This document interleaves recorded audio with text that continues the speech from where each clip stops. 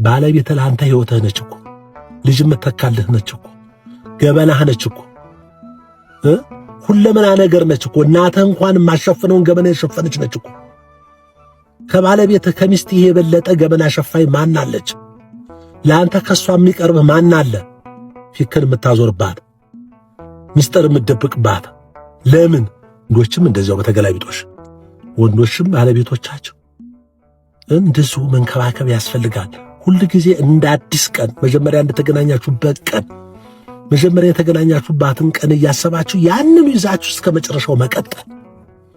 ስለዚህ እኛ ቤታችንን የምናፈርሰው በራሳችን ስሜት በራሳችን ሁኔታ ስለሆነ በዚህ ላይ ሰፋ ያለ በደንብ አድርገን በዩቱብ እንነጋገራለን፣ እንማማራለን፣ እንመክራለን፣ ብዙዎችንም እናድናለን ትዳራቸው ከመፈታት ማለት ነው።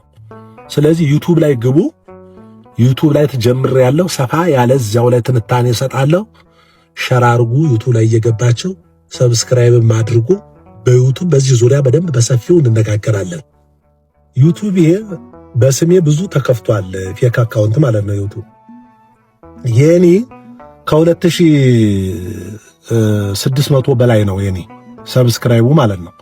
ከ2000 በላይ ስለሆነ ሌሎቹ እዚህ አልደረሱምና በዚህ ነው ማወቅ የኔን የምችሉት። እዚያ ውስጥ ባዮ ላይ ማስቀምጫለሁ። እየገባችሁ ይሄንን ሸር አድርጉ፣ ሰብስክራይብ አድርጉ። እንደገና 9 ደቂቃ የፈጀ ደግሞ ስለ ቅዱስ ሚካኤል ታምር እዛው ላይ